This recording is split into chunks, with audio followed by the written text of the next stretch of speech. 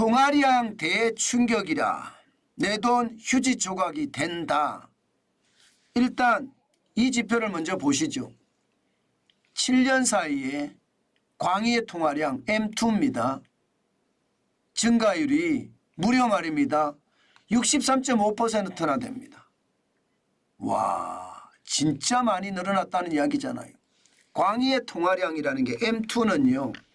아주 간단하게 생각을 하면 2년 안에 현금이 될 수 있는 것은 다 포함이 됩니다. 그런데 이 현금이 늘어난 것이 50%가 늘어난 것이 아니라 7년 사이에 63.5%가 늘어났습니다. 현금이 많이 늘어나면 여러분 돈의 가치는 어떻게 될까요? 와장창 무너지죠. 굉장히 많이 무너집니다. 그러면 7년 사이에 내가 들고 있는 현금의 가치는 적어도 말입니다. 적어도 63.5%는 떨어졌다는 이야기가 되는 건가요? 꼭 그렇지는 않지만요. 그만큼 떨어졌다 이렇게 생각할 수가 있고요. 내 돈도 그만큼 휴지 조각이 됐다는 뜻이에요. 뭐 100% 휴지 조각이 되지는 않았지만 돈의 가치가 그만큼 왕창 빠졌다 이렇게 이야기할 수가 있습니다. 저는 이게 어떻게 생각하면 실물의 가치는 올라가고요. 돈의 가치는 떨어지고 그래서 물가가 계속 올라가는 악순환의 시작이 아닐까 저는 그런 생각도 많이 해봅니다. 여러분 이거 한번 보세요. 이걸 보시면 극명하게 드러납니다. 2016년에 M2 광의의 통화량이 말입니다. 2342조 6천억 원이었습니다. 그런데 2023년 3830조 6천억 원입니다. 엄청나게 늘어났죠. 엄청나게 늘어났습니다. 그야말로 말입니다. 7년 사이에 63.5%가 늘어났어요. 예.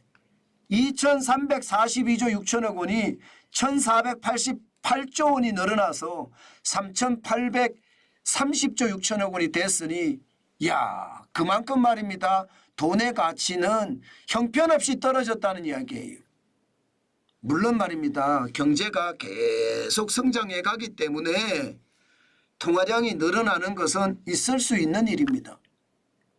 그렇지만 너무 갑작스럽게 늘어나잖아요. 경제 성장률의 어떤 한계치보다 몇 배씩 늘어나잖아요. 그러면 돈의 가치는 그만큼 폭삭폭삭 주저앉는 거예요.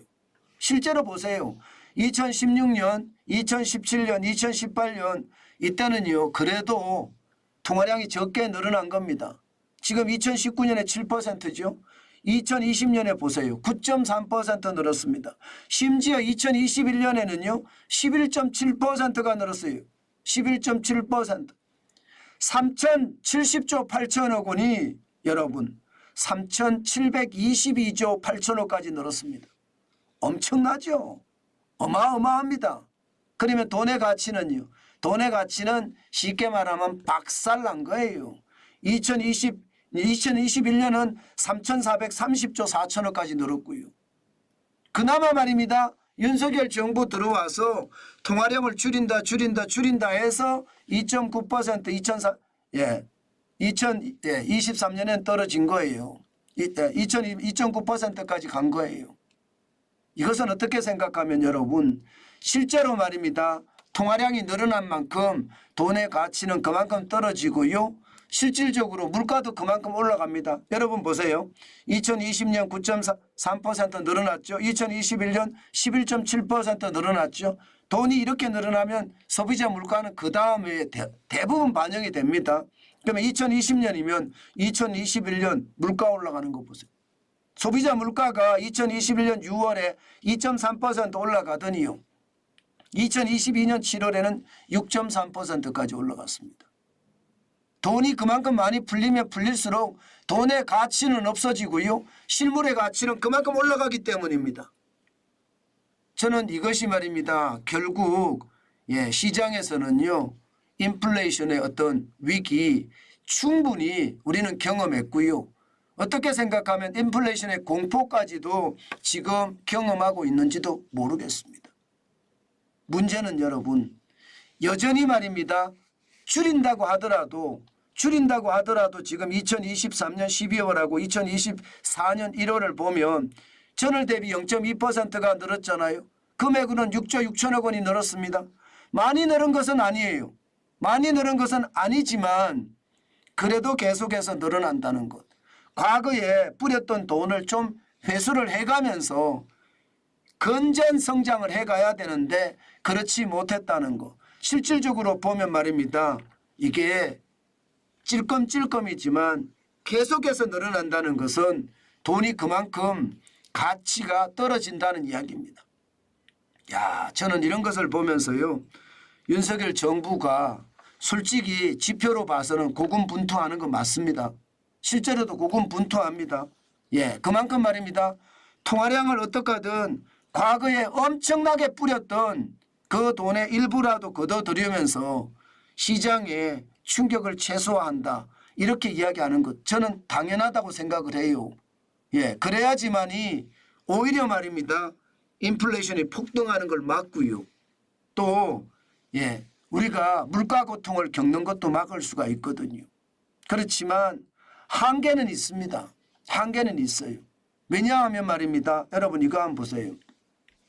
경제 주체별로 봤을 때 이 1월 달에 말입니다. 광의의 통화량 이것을 보면요. 가계는 돈을 안 가지고 있어요. 5,300억 원 늘어나는데 그쳤습니다. 굉장히 적죠. 기업은 2조 2,200억 원이 늘어났고요. 기타 금융, 증권사, 보험사는 8조 6,900억 원이 늘었습니다. 지자체나 기타 부문은요. 2조 1,400억 원이 늘었고요. 이것을 보시면 여러분 돈은 생겼는데 그 돈이 어디로 간다? 증권이나 보험사로 간다. 실제로 말해서 이게 유동성 장세를 자꾸 키워준다는 이야기잖아요. 유동성 장세를. 지금 예상했던 것보다 말입니다. 가게나 기업으로 돈이 몰리지는 않고요. 그들이 갖고 있는 자금을 증권사나 보험사 쪽으로 다 돌린다는 뜻이에요. 다시 말해서 유동성이 많아지니까 거품을 자꾸 키울 수 있는 그런 요소가 된다는 뜻입니다. 여기에다 더 놀라운 것은요. 지금 보시다시피 정기 예적금은 안 합니다. 4조 400억 원이나 줄어들었고요. 입출식 저축 예금도 안 합니다. 3조 500억 원이 줄어들었습니다. 보시면 수익정권 1조 1,300억 원이 늘었죠. MMF 마켓머니 펀드입니다. 5조 5,300억 원이 늘었습니다. 굉장하죠. 여기다가 말입니다. 요구불 예금도 4조 5,600억 원이 늘었고요. 반면에 2년 미만의 금전신탁 6조 3,600억 원까지 늘었습니다. 시장형 상품은요. 오히려 줄었습니다. 1월에 5조 3,700억 원. 오히려 이상하죠. 오히려 수익정권 쪽으로 좀 쏠렸다는 이야기인가요? 그러면서 말입니다. 정기 예적금은 줄였지만 금전신탁은 좀 많이 하겠다. 그리고 요구불 예금이 4조 5,600억 원이 늘어났다는 것은 언제든지 돈 빼서 투자하겠다. 마켓머니 펀드도 마찬가지죠. 예상했던 것보다는 덜 한다는 뜻이에요. 요구불 예금이나 마켓머니 펀드나 2년 미만의 금전신탁 이게 결국은 말입니다. 증권사나 보험사 쪽으로 많이 쏠렸다. 이렇게 이야기할 수가 있죠. 다행이라고 생각은 들어요. 왜냐하면 말입니다. 이 돈이 말입니다. 넘쳐나서 시장에 엄청난 파장을 가져오면서 주식시장에 거품을 많이 만들어낼까 사실은 많이 두려워하는 측면이 있거든요. 예상보다는 대기하고 있는 자금이 많아졌고요. 예상보다는 시장에 들어가서 거품을 엄청나게 많이 만들지는 않는 것으로 시장은 그렇게 보입니다. 문제는요. 이렇게 대기하고 있는 대기성 자금이 많아지니까 시장이 안 돕니다. 시장이 팡팡 돌아야 되거든요. 그래야지 돈도 가치가 있고 시장이 팡팡 돌 때 정부 입장에서는 총 통화량을 조금씩 줄여나갈 수 있거든요. 문재인 정부 때 엄청나게 뿌렸던 그 자금을 좀 끌어들여야 돼요. 그래야지 물가를 잡을 수도 있고요. 이게 시장의 충격도 그만큼 완화할 수 있거든요. 이게 말입니다. 물가를 못 잡으면 금리를 계속 올려야 되기 때문에 그래서 더 충격이 될 수 있는데 문제는 돈이 안 돈다는 것. 통화 성수라고 이야기하면 여러분 신용 창조가 얼마나 되는지를 나타내주는 지표인데 2024년 1월에 14.79배입니다. 얼마 안 늘어나는 거예요. 시중에 1원을 공급을 했는데 14.79원이 늘어났다는 신용창조가 그만큼 됐다는 얘기. 굉장히 적죠. 돈이 안 돈다는 뜻입니다.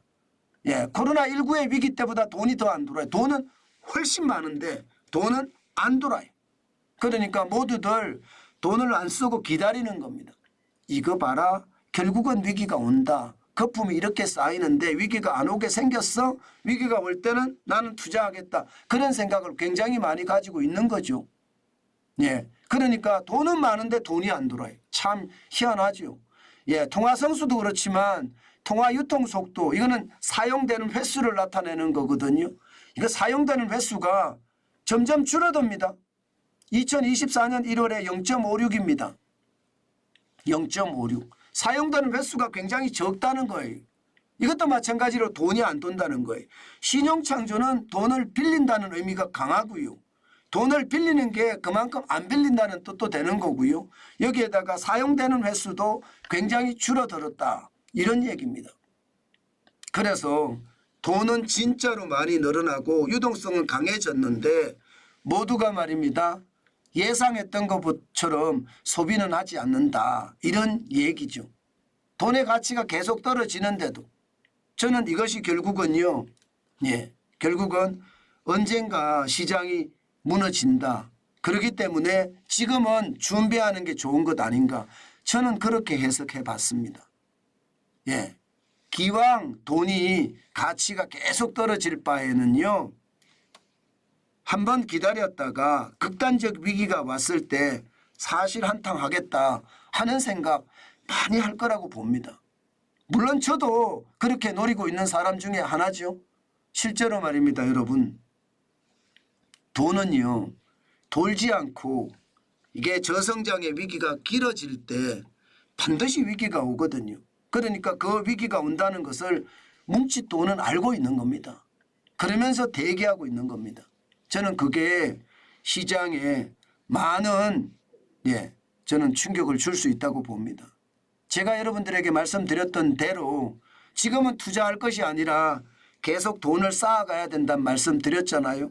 그 말씀이 실제로 틀리지 않습니다. 물론 사기는 사요. 수익증권에 1조 1,300억 원은 사기는 사지만 MMF에 5조 5,300억 원, 요구불 외금에 4조 5,600억 원, 2년 미만의 금전신탁에 6조 3,600억 원. 이게 전부 다 대기성 자금이잖아요.